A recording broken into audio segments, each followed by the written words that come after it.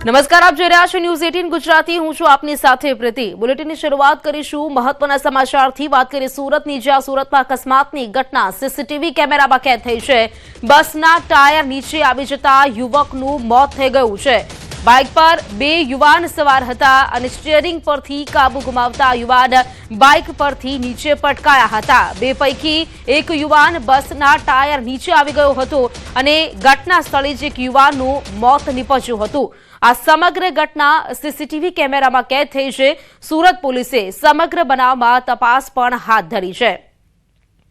તો સુરતની આ ઘટના છે, જેના સીસીટીવી ફૂટેજ પણ સામે આવ્યા છે। આમાં આપ જોઈ શકો છો કે આ બે યુવકો છે તે બાઇક પર સવાર છે, તેમાંથી સ્ટીયરિંગ પરથી કાબુ ગુમાવતા આ બાઇક છે તે પલટી જાય છે અને પલટતા તે રોડ પર પટકાતા પાછળથી આવતી જે બસ છે તે બસનું ટાયર યુવક પર ફરી વળે છે અને યુવકનું ઘટના સ્થળે જ મોત થઈ જાય છે। આ બેમાંથી એક યુવકનું ઘટના સ્થળે જ મોત થઈ ગયું છે। આ કમકમાટી ભર્યા દ્રશ્યો આપ જોઈ શકો છો, જે સીસીટીવી ફૂટેજ સામે આવ્યા છે। બસના ટાયર નીચે આવી જતા આ યુવકનું ઘટના સ્થળે જ મોત થઈ ગયું છે। અકસ્માતની સમગ્ર ઘટના સીસીટીવી કેમેરામાં કેદ થવા પામી છે।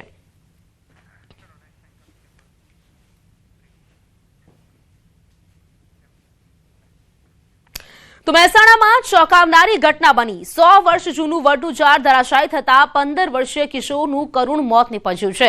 મહેસાણા જિલ્લાના વિજાપુરમાં 100 વર્ષ જૂનું વડનું ઝાડ ધરાશાયી થતા કિશોરનું મોત થઈ ગયું। આ દુર્ઘટનાથી 4 બહેનોએ એકનો એક ભાઈ ગુમાવ્યો છે। ગુરુવારની સાંજે 7:01 વાગ્યાના સુમારે સાયકલ લઈને કિશોર ઘરેથી રમવા માટે નીકળ્યો હતો, ત્યારે હુસૈની ચોક પાસે 100 વર્ષ જૂનું વિશાળ વડનું ઝાડ તેની ઉપર પડ્યું હતું। ઝાડ એટલું વિશાળ હતું કે કિશોર તેની નીચે સંપૂર્ણપણે દબાઈ ગયો હતો। આ ઘટનાની જાણ થતાં જ વિજાપુર નગરપાલિકાનું તંત્ર અને જેસીબી મશીન તાત્કાલિક ઘટના સ્થળે પહોંચી હતી। સ્થાનિકો અને તંત્રની ભારે જહેમત બાદ અંદાજે 30 મિનિટ પછી ઝાડ નીચેથી તેને બહાર કાઢવામાં સફળતા મળી હતી। ગંભીર હાલતમાં કિશોરને તાત્કાલિક વિજાપુર સિવિલ હોસ્પિટલ ખાતે ખસેડવામાં આવ્યો, પરંતુ ત્યાં હાજર તબીબોએ તેને મૃત જાહેર કર્યો હતો। જાણકારી સાથે સંવાદદાતા કેતન જોડાઈ ગયા છે। કેતન, ઝાડ પડતા એક યુવકનું મોત થયું છે, જાણકારી શું આ મામલે? ચોક્કસ જણાવી દઉં કે ગત રોજ આ જે ઘટના હોય છે તે ઘટી હતી।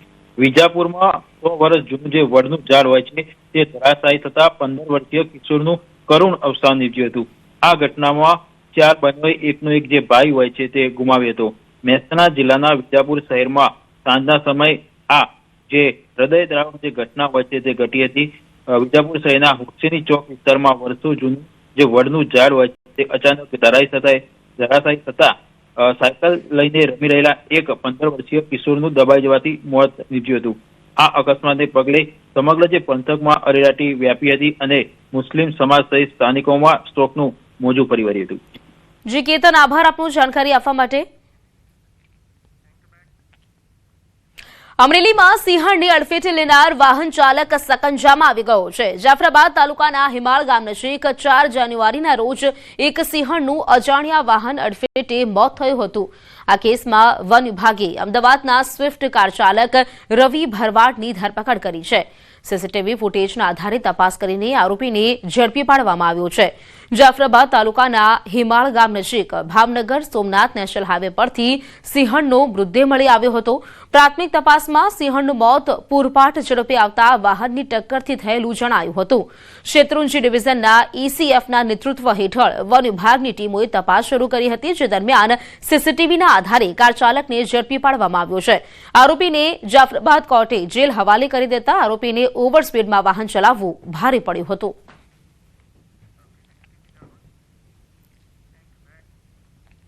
દાહોદના કલજીની સરવાસણી ખાતે અકસ્માતની ઘટના। બાઇક ચાલકને અકસ્માત નડ્યો છે। અજાણ્યા વાહન ચાલકે બાઇક ચાલકને અડફેટે લેતા તેના માથાના ભાગે ગંભીર ઈજા પહોંચી હતી।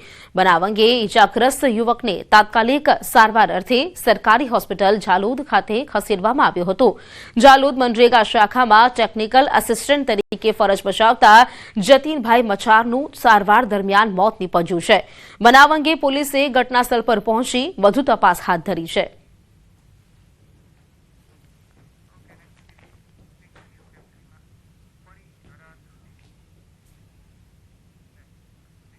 હવે વાત ફરી ધરાધ્રુજી।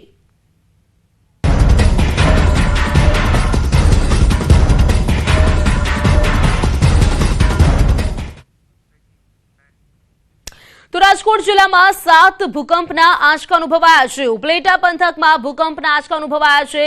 રિક્ટર સ્કેલ પર 3.8ની તીવ્રતા નોંધાઈ. સવારે 6:19 વાગ્યે ભૂકંપનો આંચકો અનુભવાયો તો સવારે 1 જ કલાકમાં ભૂકંપના લગભગ 6 જેટલા આંચકા અનુભવાયા છે. ભૂકંપની તીવ્રતા 2.7 થી લઈને 3.8 સુધીની નોંધાઈ છે. તો ગઈકાલે સવારે 8:43 વાગ્યે 3.3ની તીવ્રતાનો ભૂકંપ નોંધાયો હતો. આ ભૂકંપનું કેન્દ્ર બિંદુ ઉપલેટાથી 27 કિલોમીટર દૂર નોંધાયું છે. તો લગભગ 3.8ની તીવ્રતાનું આ ભૂકંપનો આંચકો અનુભવાયો છે. ફરી એક વખત સૌરાષ્ટ્રની ધરા ધ્રુજી છે. રાજકોટ જિલ્લામાં લગભગ 7 જેટલા ભૂકંપના આંચકા અનુભવાયા છે.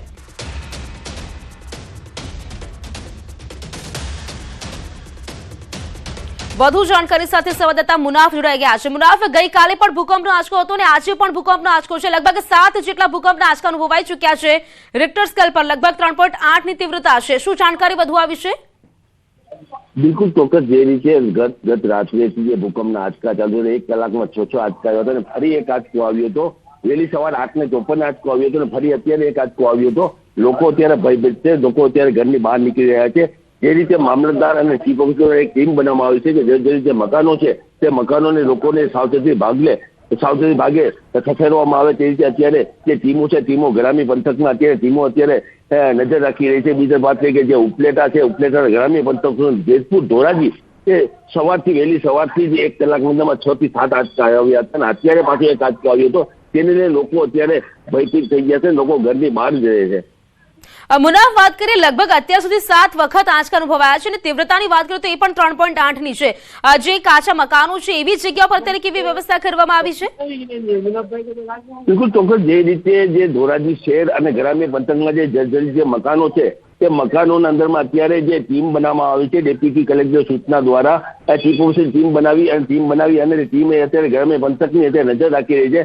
જે જર્જરિત મકાનો છે એને સારી જગ્યાએ લઈ જવા અને ખસેડવામાં આવી રહ્યા છે. જે રીતે ભૂકંપના આંચકા ગત રાત્રેથી જ ચાલુ છે અને અત્યારે લોકોના અંદરમાં જે ડરનો એક માહોલ ઉભો થઈ ગયો છે. જી મુનાફ, લોકોનું શું કહેવું છે? કારણ કે અત્યાર સુધી 7 વખત આંચકા આવી ગયા છે અને તે પણ ઓછા નથી. લગભગ 3.8 એટલે તીવ્રતા ખૂબ જ વધારે કહી શકાય. લોકો શું કહી રહ્યા છે? તેમનામાં કેવો માહોલ છે? ડરનો માહોલ તેમનામાં પણ જોવા મળતો હશે.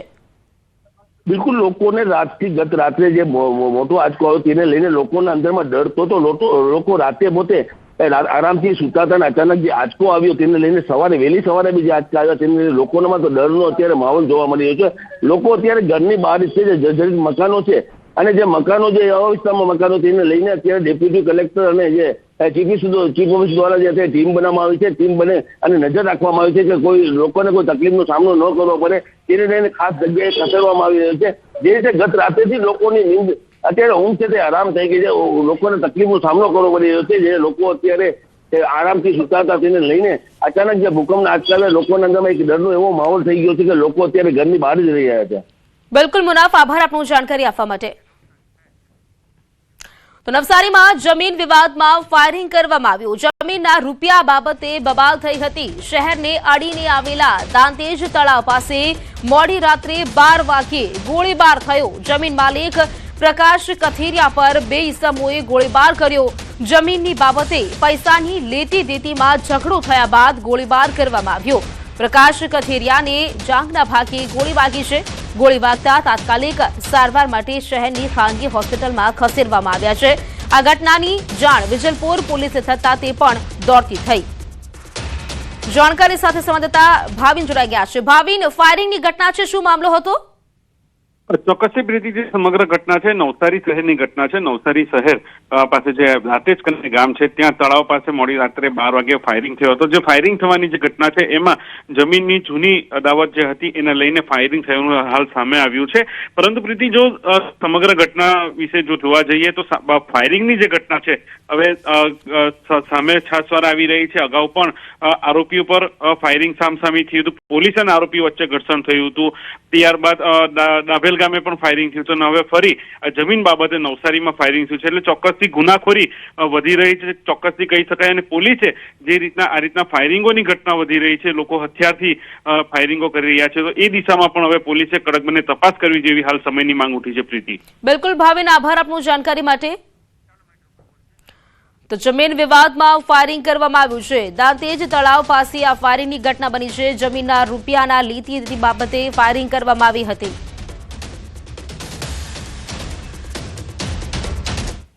વડોદરામાં સગીરા પર સામૂહિક દુષ્કર્મની ઘટના બની। નરાધમોએ 4 કલાક સુધી સગીરાને ગોંધી રાખી દુષ્કર્મ આચર્યું। નવાયાર્ડના વિસ્તારમાં આ ઘટના બની છે। બે નરાધમોએ સગીરાને મકાનમાં લઈ જઈને તેની સાથે દુષ્કર્મ આચર્યું। પીડિતાને મેડિકલ તપાસ માટે હોસ્પિટલ ખસેડવામાં આવી છે। હર્ષિત મેઘવાન અને હેપી નામના શખ્સે દુષ્કર્મ આચર્યું હોવાનું સામે આવ્યું છે। પીડિતાના સ્વજનોનું એસએસજી હોસ્પિટલ બહાર હોબાળો। ફતેગંજ પોલીસ મથકે આ મામલે ગુનો નોંધાયો છે। પોલીસે હર્ષિતની ધરપકડ કરી છે અને હજુ પણ હેપી નામનું જે શખ્સ છે તે ફરાર છે। પોલીસ પર આરોપીઓને બચાવવાનો આક્ષેપ કરવામાં આવી રહ્યો છે। કલાકો સુધી પોલીસે કાર્યવાહી ન કરી હોવાનો પરિવારજનો આક્ષેપ કરી રહ્યા છે। તો આરોપીઓને કડક સજા આપવા માટે પરિવાર માંગ કરી રહ્યું છે।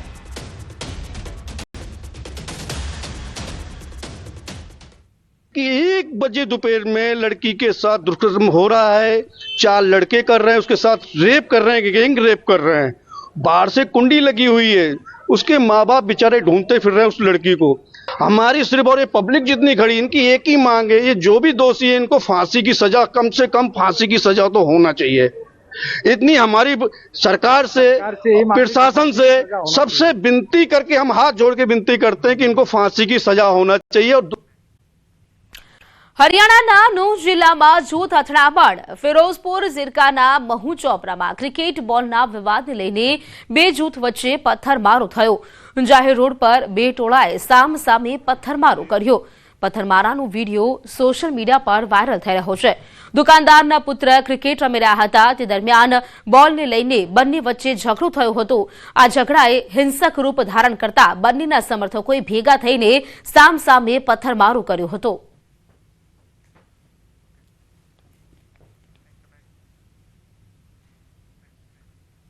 હરિયાણામાં પણ ચોંકાવનારા દ્રશ્યો સામે આવ્યા છે। અહીં તસ્કરોની નજર હવે હુક્કા પર પણ પડી રહી છે। સાંજે બનેલી આ ઘટના સીસીટીવી કેમેરામાં કેદ થઈ છે। 2 યુવાનો મોટરસાયકલ પર આવ્યા અને આસપાસ નજર નાખ્યા પછી ધર્મકાંટામાં રાખેલા પિત્તળના હુક્કાને લઈને ઝડપથી ભાગી ગયા। ફિરોઝપુર સોલ્ટ અને સાલંબા ગામ નજીક આ ઘટના બની છે, જ્યાં પિત્તળના હુક્કાની ચોરીની ઘટના સીસીટીવી કેમેરામાં કેદ થઈ છે। દુકાનદારો ઉપરાંત પસાર થતા લોકો પણ હુક્કા પીવા અહીં રોકાતા હતા। જો કે ચોરોએ હુક્કાની ચોરી કરી હતી એવી પણ આશંકા છે કે ડ્રગ્સનું વ્યસન ઝડપથી વધી રહ્યું છે।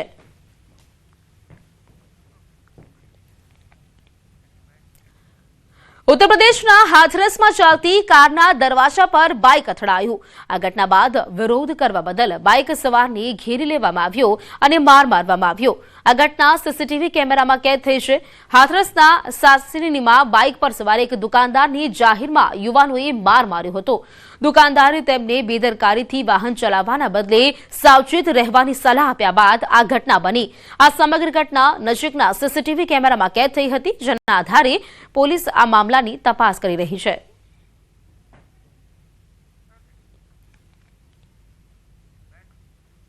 નર્મદાના રાજપીપળા શહેર નજીક આવેલા ધર્મેશ્વર મહાદેવ મંદિરના જૂના મકાનમાંથી જાનવરના નખ અને ચામડા મળી આવ્યા છે। ગુજરાતમાં પ્રથમવાર 40થી વધુ વાઘના ચામડા અને નખ મળ્યાનો આ પ્રથમ કિસ્સો સામે આવ્યો છે। મંદિરના ટ્રસ્ટી દ્વારા ફોરેસ્ટ વિભાગની આ મામલે જાણ કરવામાં આવી હતી।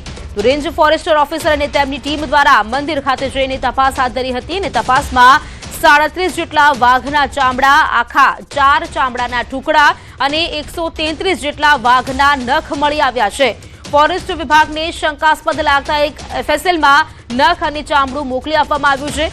અધિકારીના મતે આ ચામડાને 35 વર્ષથી વધુ સમય થઈ ગયો છે। મંદિરના મહારાજનું નિધન 7 મહિના પહેલા થયું હતું અને જ્યાં મહારાજ રહેતા હતા તે રૂમમાંથી જ આ ચામડું મળી આવ્યું છે। વન વિભાગ મંદિરના નિધન થયેલ મહારાજ સાથે કોણ કોણ સંપર્કમાં હતા તેની તપાસ કરી રહ્યું છે અને તપાસમાં મોટા માથાની સંડોવણી સામે આવે તેવી પણ આશંકા છે। મંદિરના ટ્રસ્ટીના કહેવા મુજબ મહારાજ મધ્યપ્રદેશના રહેવાસી હતા। તો મંદિરના મહારાજના રૂમમાંથી વાઘના ચામડા અને નખ મળી આવ્યા છે।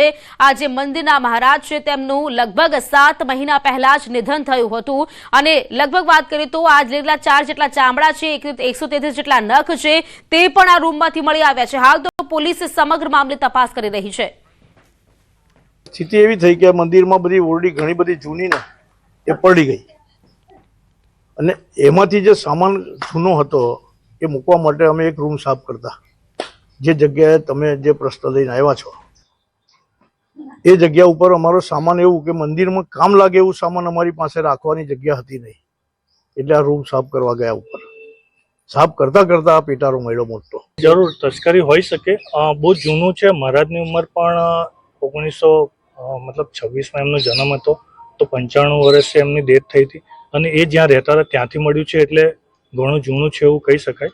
તો એની પરથી ખ્યાલ આવે કે આ કેટલું જૂનું છે અને એની પરથી નિર્ણય લઈ શકાય. સર, જે પેટી છે એની અંદર પેપરના ટુકડા છે, એ પણ 93 કે એવું કંઈક ઉપર વંચાઈ રહ્યું છે. તો જે પેટી મળી એકદમ જર્જરિત થઈ ગઈ હતી અને બહુ ખવાઈ ગઈ હતી. એની અંદર અમે ચામડા કાઢ્યા ત્યારે અંદરથી 1992-1993ની સાલના ન્યૂઝપેપર મળ્યા. તો એની પરથી એવું અમે થોડો અંદાજ મારી શકીએ કે આ ચામડા 33 વર્ષ, જે આજની 2025-26 સુધી ગણીએ તો 33 વર્ષ સુધી તો મહારાજ પાસે કે એ પેટીમાં હતા એવું માની શકીએ. હવે વાત કરીશું સોમનાથ સ્વાભિમાન પર્વની.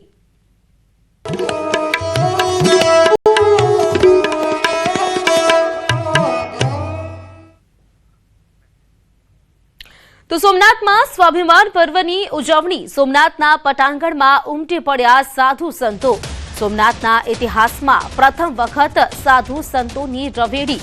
સોમનાથ સ્વાભિમાન પર્વની ઉજવણીના ભાગરૂપે રવેડીનું આયોજન કરવામાં આવ્યું છે. શંખ સર્કલથી હમીરજી ગોહિલ સર્કલ સુધી રવેડી યોજાશે. રવેડીના આયોજનથી પ્રભાસ તીર્થ બન્યું કૈલાશ સમન. તો સાધુ સંતોની રવેડી આ વખતે યોજાશે. સોમનાથના ઇતિહાસમાં પ્રથમ વખત સાધુ સંતોની રવેડી યોજાશે. સાધુ સંતોનો જમાવડો સોમનાથ ખાતે જોવા મળી રહ્યો છે. સોમનાથમાં જ્યારે સ્વાભિમાન પર્વની ઉજવણી કરવામાં આવી રહી છે, ત્યારે આ વખતે વાત કરીએ તો સોમનાથના પટાંગણમાં સાધુ સંતોની હાજરી પણ જોવા મળી રહી છે. વેદો અને પુરાણોમાં જેનો ઉલ્લેખ છે એવા પ્રભાસ ક્ષેત્રની અંદર આજે ઇતિહાસમાં પ્રથમ વખત સાધુ સંતો છે તેમની રવેડી નીકળવા જઈ રહી છે. થોડી જ ક્ષણોની અંદર અહીં સાધુ સંતો છે તે આવી રહ્યા છે અને આ થોડી ક્ષણોની અંદર સાધુ સંતોની રવેડી છે તે નીકળવા જઈ રહી છે. કહી શકાય છે કે જે પ્રમાણે કુંભનો મેળો હોય અથવા તો ભવનાથના મેળાની અંદર સાધુ સંતો અને મહંતોની રવેડી છે તે નીકળતી હોય છે અને તે જ પ્રમાણે અહીં આજે ઇતિહાસમાં પ્રથમ વખત સાધુ સંતો છે તેમની રવેડી નીકળવા જઈ રહી છે. એક પ્રકારે કહી શકાય કે આજે જ્યારે સોમનાથના ઇતિહાસમાં પ્રથમ વખત આ રવેડી છે તે નીકળવા જઈ રહી છે અને તેમને કારણે સાધુ સંતો અને મહંતો છે તે ધીરે ધીરે અહીં એકત્રિત થઈ રહ્યા છે અને સોમનાથ અને પ્રભાસ ક્ષેત્રના લોકો છે તે પણ આ રવેડી જોવા માટે થઈ અને આતુરતાથી રાહ જોઈ રહ્યા છે. દિનેશ સોલંકી, ન્યૂઝ 18 ગુજરાતી, ગીર સોમનાથ. તો 8 થી 11 જાન્યુઆરી દરમિયાન યોજાઈ રહેલ ભારતની આધ્યાત્મિક આસ્થાના પ્રતીક સ્વાભિમાન પર્વ અંતર્ગત રાજ્ય સરકાર દ્વારા શિવભક્ત શ્રદ્ધાળુઓ માટે વિશેષ આયોજન કરવામાં આવ્યું છે. રાજકોટ, સુરત, અમદાવાદ અને વડોદરાથી સોમનાથ આવવા ઈચ્છતા ભક્તો માટે વિશેષ ટ્રેન તથા બસ સુવિધા ઉપલબ્ધ કરાવવામાં આવી છે. સોમનાથ સ્વાભિમાન પર્વ નિમિત્તે વેરાવળ રેલવે સ્ટેશન પર ભક્તોનું ઢોલ નગારા, શરણાઈ અને ગરબા સાથે ભવ્ય સ્વાગત કરવામાં આવ્યું. હર હર મહાદેવ અને જય સોમનાથના નાદથી સમગ્ર ભૂમિ ગુંજી ઉઠી. સ્ટેશનથી સોમનાથ મંદિર સુધી ગુજરાત રાજ્ય માર્ગ પરિવહન નિગમ દ્વારા વિશેષ બસ વ્યવસ્થા કરવામાં આવી છે. શ્રદ્ધાળુઓએ સરકાર દ્વારા આપવામાં આવેલી સુવિધાઓ બદલ સંતોષ વ્યક્ત કર્યો છે. સોમનાથ માટે વિશેષ ટ્રેન અને બસ સેવા ઉપલબ્ધ કરાવવામાં આવી છે. અમદાવાદમાંથી મોટી માત્રામાં દારૂનો જથ્થો પકડાયો છે. પીસીબીએ માધુપુરા વિસ્તારમાંથી દારૂનો જથ્થો ઝડપી પાડ્યો છે. 9,59,760 રૂપિયાનો દારૂ કબજે કરવામાં આવ્યો છે. પ્રેમ દરવાજા બહાર ગુજરાત જીનિંગ મિલમાં આવેલ લાલજી મુલજી ટ્રાન્સપોર્ટ ગોડાઉન નંબર 61ની બહારથી આ દારૂનો જથ્થો છે તે પકડાયો છે. લોખંડના બેરલમાં 2,340 દારૂની બોટલો છુપાયેલી હતી તે પણ મળી આવી છે.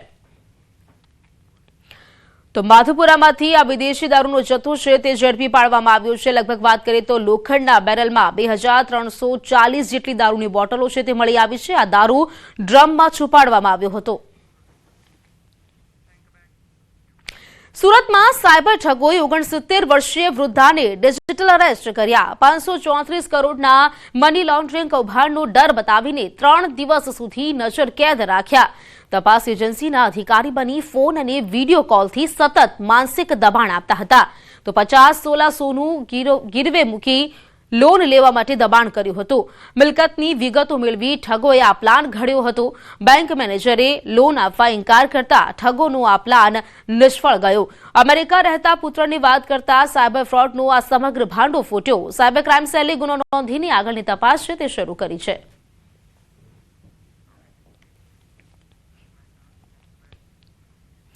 મહેસાણા શહેરના ગાંધીનગર લિંક રોડ પર આવેલા સધી માતા મંદિર પાસે ડ્રેનેજ પમ્પિંગ સ્ટેશન બની રહ્યું છે, જેનો સ્થાનિકો વિરોધ કરી રહ્યા છે. સ્થાનિકોનો આક્ષેપ છે કે જ્યાં આખા વિસ્તારને પાણી પૂરું પાડતો પીવાના પાણીનો સંપ આવેલો છે, તેની તદ્દન બાજુમાં જ તંત્ર દ્વારા ગટરના પાણીનો સંપ બનાવવામાં આવી રહ્યો છે. અને જો ભવિષ્યમાં પીવાનું પાણી અને ગટરનું પાણી ભળી જાય તો રોગચાળો ફાટી નીકળવાની દહેશત સર્જાશે. આવી સ્થિતિને જોતા ગામ લોકો ઉગ્ર વિરોધ નોંધાવી રહ્યા છે. સ્થાનિકોએ થાળી અને વેલણ વગાડીને તંત્રને જગાડવાનો પ્રયાસ કર્યો હતો.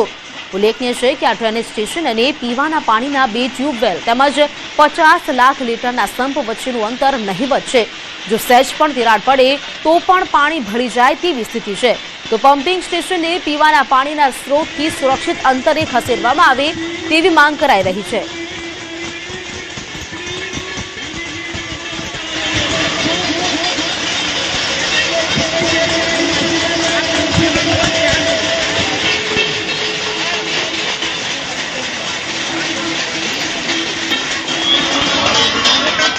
અત્યારે નવું સ્ટ્રક્ચર હશે તો કદાચ ખબર નહીં પડે, પણ કાળક્રમે જ્યારે પમ્પિંગ સ્ટેશન 11 મીટર ઊંડું છે તો એમાં તો સદાય ગંદુ પાણી ભરાયેલું રહેવાનું છે.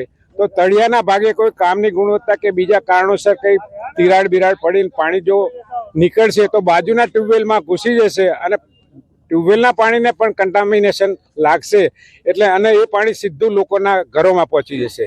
ઇન્દોર અને ગાંધીનગર જેવી પરિસ્થિતિ ન સર્જાય એ માટે અમે વિનંતી કરેલી હતી કે આ સ્થળ બીજી જગ્યાએ બદલો. એના બને એનો વાંધો નથી, પણ પીવાના પાણીના બાજુમાં સંપ ન બને એના માટે અમે વિરોધ નોંધાયેલો હતો. જો ભવિષ્યમાં કોઈ ઘટના ઇન્દોર જેવી કે ગાંધીનગર જેવી ઘટે તો લગભગ 30 થી 35,000 લોકોને જોખમ ઊભું થશે અને 5 વર્ષે કે 10 વર્ષે જનસંખ્યા વધતી જાય તો ઘણા બધા લોકોના આરોગ્ય સાથે આપણે ખિલવાડ કરી રહ્યા છીએ એવું પુરવાર થઈ રહ્યું છે. સમાચારોમાં અત્યારે ફક્ત આટલું જ, અને સમાચારો માટે આપ જોતા રહો ન્યૂઝ 18 ગુજરાતી. નમસ્કાર.